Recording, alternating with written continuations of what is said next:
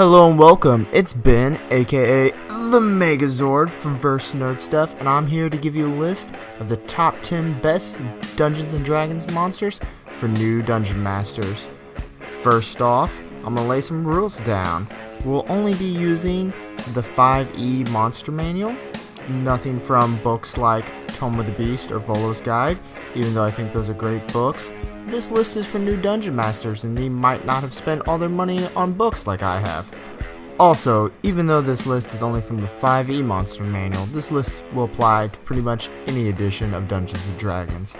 And lastly, this is just my list of my favorite monsters for new DMs, so if you disagree with me, feel free to leave a comment in the comment section below. Let's begin. Number 1, Goblins. So, another rule I'm going to add is this isn't from best to worst. This is mostly going to be rated from lowest CR to highest CR. But I picked Goblins first because most of the time, if you're a new Dungeon Master, you'll be playing with new players. And trying to explain what a Gnoll or a Kobold is can be a little confusing for new players. The Goblin is a Goblin is a Goblin, and they're excellent starter monsters to fight. And they're easy to build plots around. There's at least 2 options for goblins in the 5th edition Monster Manual.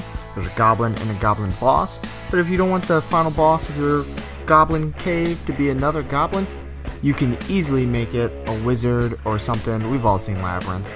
Number 2, animated armor. Sticking with concepts that are easy for new players, animated armor is excellent because we've all seen movies like Harry Potter, or movies where chess pieces come alive and fight. It's a very easy concept to understand. It's very fun. You can have the armor in like a gothic setting, hanging out, just being decoration until it comes to life and attacks your players. Number 3, Carrion Crawlers. These are pretty iconic monsters for Dungeons & Dragons as they were on the 1st edition Monster Manual cover, and they're pretty creepy. So your players are level 2 or 3 now, they got their subclasses, they're starting to get some abilities. It's time to toughen things up for them. Carrion Crawlers would be tentacles, they're horrifying, they're great to scare your players with. They won't know what it is, there's not a lot of mythology to draw from. They're just things that want to eat you, and that's terrifyingly fun for new players. Number 4, Displaced Beast. Keeping with the trend of iconic Dungeons & Dragons monsters, a Displaced Beast is awesome. They're hard to hit, they're like panthers with tentacles that whip you. They got a lot of cool abilities and a lot of inspiration you can draw from. They have origins in the Feywild, the natural enemies of blink dogs. Literally in their description it says, love of the kill. Displaced Beasts don't just hunt for food, they hunt for sport.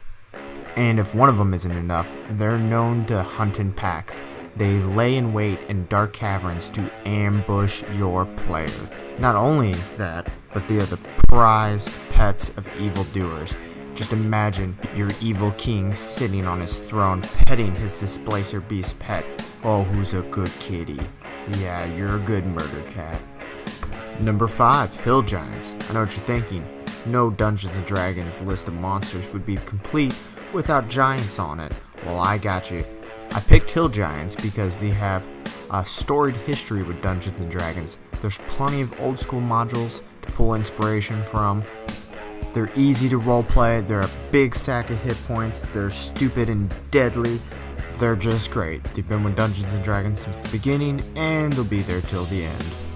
Speaking of things that have been there since the beginning, that leads us into number 6, Drow.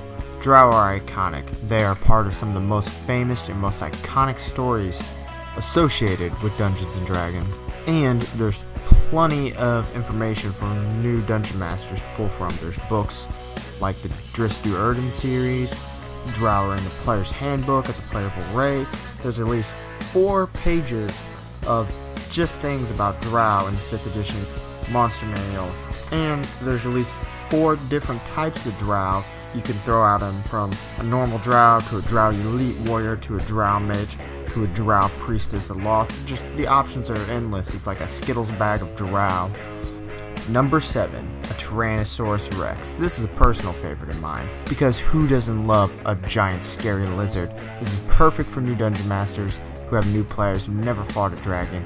You can set them up for a dragon without worrying about things like breath weapon. You can even fake them out, say, "Oh, I'm a lowly villager and there's a big lizard and it's eating all my stuff and I need someone to save me." They're like, "Oh no, this is the time, we're gonna fight a dragon. This game is called Dungeons & Dragons and we're gonna fight a dragon." Nope, it's a T-Rex.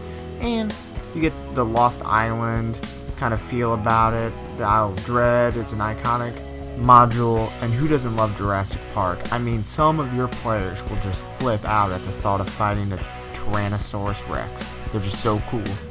Number 8, Red Dragon. Okay, we all knew dragons were going to be on this list at some point. I picked Red Dragon because that's the dragon everyone thinks about when they think about dragons. It's on the cover of the first edition Monster Manual. It's on the cover of most Monster Manuals. It's a freaking dragon. There's just plenty of inspiration to pull from. They're gold, greedy, fire-breathing lizards, and like Tolkien said, any story worth telling has dragons in it. Number 9, Djinn or Ifrit. Now, this is awesome because you can get an Arabian Nights kind of feel with your players. People know what genies are, they grant wishes, they can be evil monsters you have to fight. They're just awesome. I think every dungeon master should at least play Djinn once in their career. Just imagine, your players just slayed that red dragon, they're digging through all their loot and they find a bottle, they rub it, a Djinn pops out. What do? Do they fight it? Do they try to bind it to this plane? Does it grant them wishes? That's for you to decide, and boy is it fun. And before we list off our last creature, we're going to get into some honorable mentions. Our first honorable mention is the Mimic, also gelatinous cubes. Blink dogs are pretty cool. Fey spiders are awesome, and ghouls are creepy and perfect for new dungeon masters. Any one of these creatures could have been on the list. So let's wrap this up with our number 10, vampires. Okay, I know vampires are a little overdone, but they're just so perfect for new dungeon masters. There's so much iconic modules to pull from, such as Ravenloft, Strahd's perfect inspiration for a new dungeon master. And again, back to the beginning of this list, you don't have to explain what a vampire is to new players. A vampire is a vampire is a vampire. We've all seen it. There's just so much inspiration to pull from. Books, movies. Is your vampire evil? Is it misunderstood? It's your vampire. You can give it whatever personality you want, and that's why vampires are perfect for new dungeon masters. And that's our list. Don't forget to like, comment, and subscribe. And if you disagree with me, please leave a comment in the disagreement section below. This has been your Megazord signing off. Thanks for watching, everybody.